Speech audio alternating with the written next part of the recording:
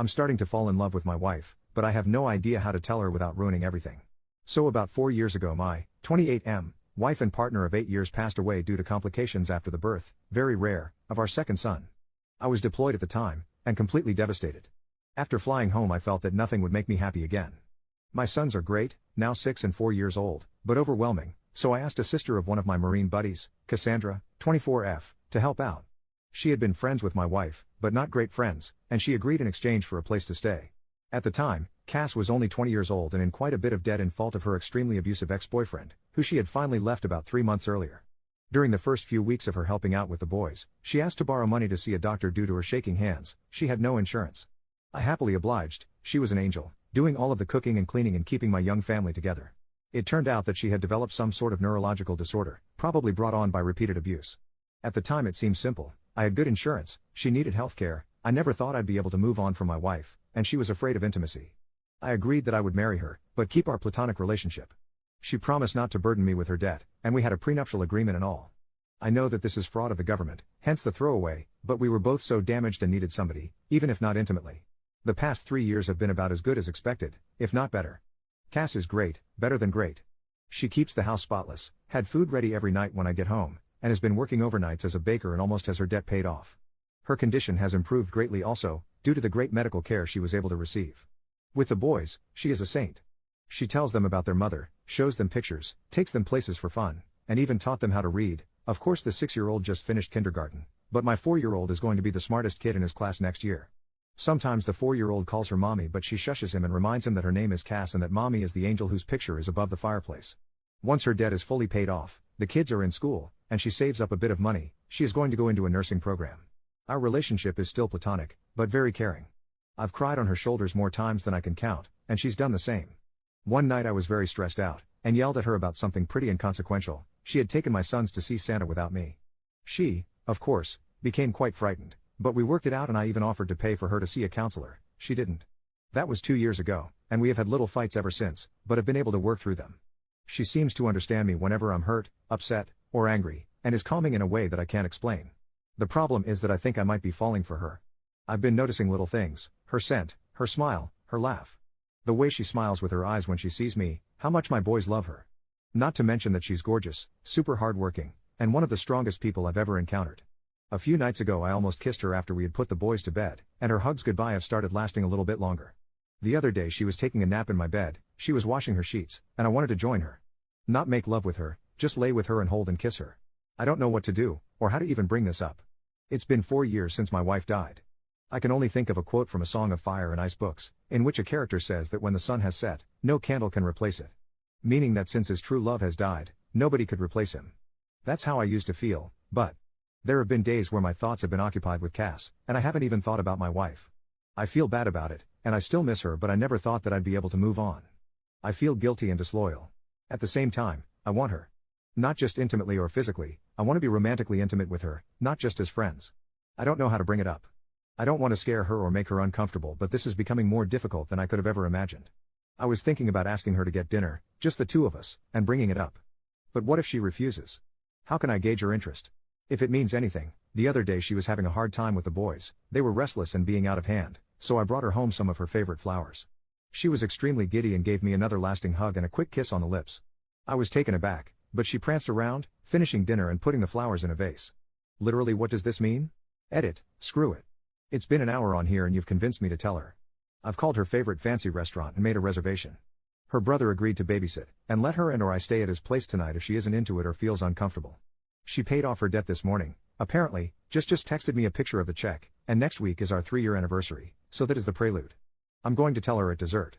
I'm nervous as shite. First update, 10 hours later, everything went amazing. Just got home. Love Reddit. I will update tomorrow. Time to go make out with my wife.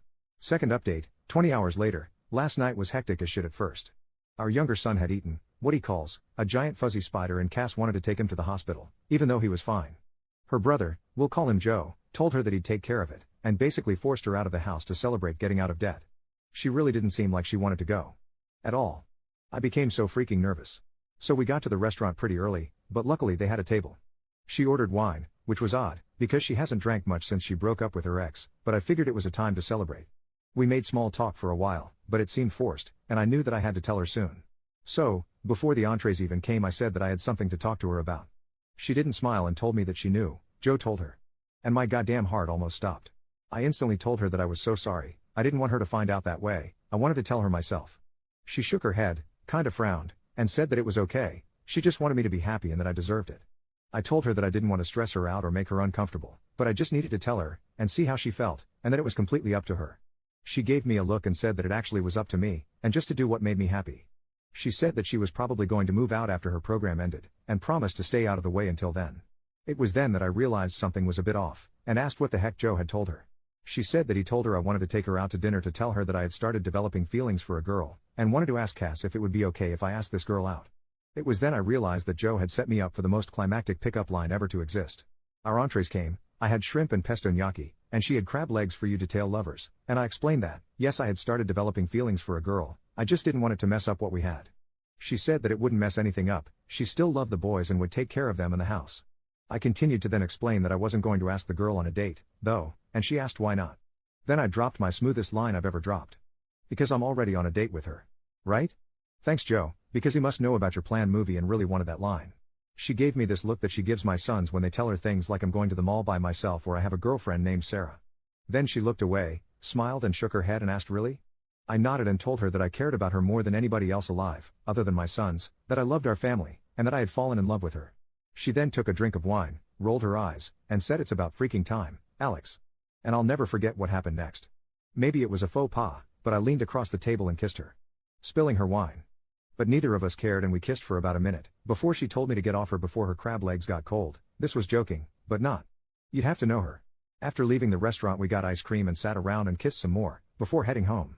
Joe was sitting on our couch watching one of those VH1 dating shows with a shit-eating grin on his face, and Cass ran in, screaming at him that he ruined everything and that she was going to have to move in with Mom now. We let him believe it for about 5 seconds before bursting into laughter. He shook my hand and told me that the boys were sleeping and left. I picked Cass up and kissed her and carried her to my room where we, well, made out for like 2 hours and snuggled the shit out of each other. She isn't ready for anything else, but emphasized yet. I'll give her all the time in the world. At one point the youngest son came in because of a nightmare, and brought his dog, a golden retriever puppy, and claimed that the doggy was scared so we of course, let him in. I woke up early to make everyone breakfast, and am about to go and kiss my wife goodbye, and ask my boss for the second part of the day off so that I can spend more time with her while the boys are at school and preschool. I'm really sorry I haven't replied to everything. I was a little busy, but thank you all for the support. Second update, 2 days later, my wife and I are doing fine. But I'm still unsure how to provide proof. I've lost the receipt for the restaurant and didn't pay with a card, and won't post pictures for obvious reasons, such as years of defrauding the government. But I will deliver and find a way. I promise, as a man of my word. Haven't I always delivered so far? And to those of you who are talking about a second wedding ceremony, we just kissed for the first time 2 nights ago. Overly attached Reddit? Finally, thank you to whoever gave me gold. I spent about $25 last night buying Joe beers. But next time, please use that money for real good. Take a vet to lunch, learn CPR, I don't know. But again, many thanks to you. I promise I'll update again in the future, but don't be angry if it isn't very often. I've been a little busier than normal. Cheers. Third update, about 3 months later, apparently I can't post this as an update because of some rule. It's fine. I'd advise anybody to look through my past submissions. I don't think I can post them on here, if you are interested in what happened about a month ago. But apparently this is a different issue. Hey everybody. I hope your workday is going well. My day has been crazy. Everything has been going wonderfully lately though. It was somewhat strange at first explaining it to our friends and family, but most of them had already caught on. Including my sons, who act as if nothing has changed. I'm pretty sure that they knew the entire time. Anyways, last night I came home and Cass was out of it. Dinner was burnt, which is no big deal. I can't really cook well or anything, but it's out of character for her, and she was drinking, lightly, only 1 or 2 glasses of wine. I asked her what was wrong, obviously I was concerned, and she told me that her ex-boyfriend got parole last week. I was flabbergasted, since she should have been able to testify at his parole hearing I believe. Apparently the crime that he was incarcerated for was unrelated to the abuse, which I had always assumed was the reason, but Cass had been, 1, assured it would put him away for a decade at least and, 2, had been far too afraid to testify against him or press charges.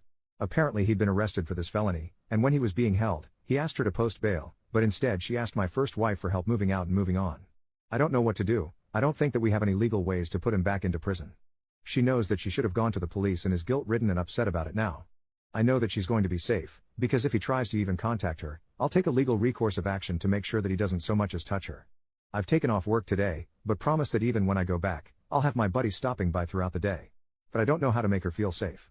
I've contacted my lawyer about filing a restraining order, and he said it shouldn't be too hard, but she's a mess. I just don't know how to make her believe that she's. I doubt this piece of crap will come around, but I know what I'm going to do if he tries.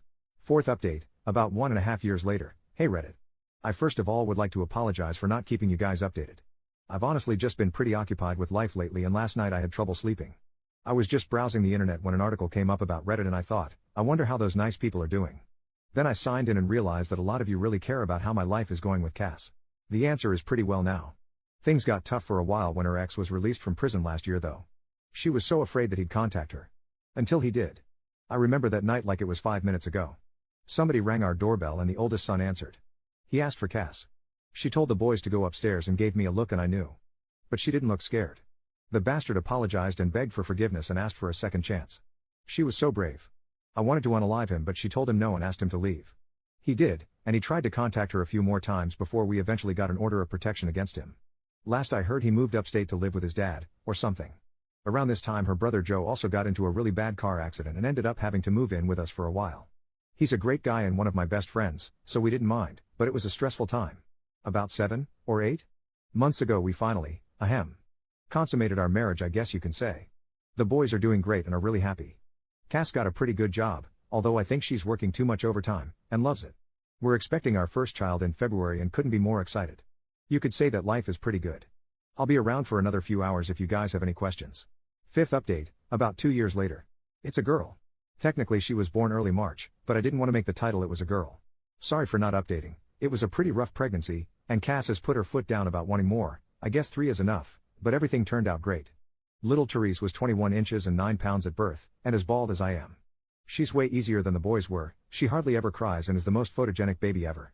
Our youngest son is completely smitten, and always tries to help, but it's less cute than you think. Joe is also doing good. He's dating a girl who actually went to my high school, 2 years younger than me, though. He's pretty happy with her, and we're all very happy for him. Other than new fatherhood, there's not much to update. I'm home watching the baby today while Cass is out, so I should be around for a while.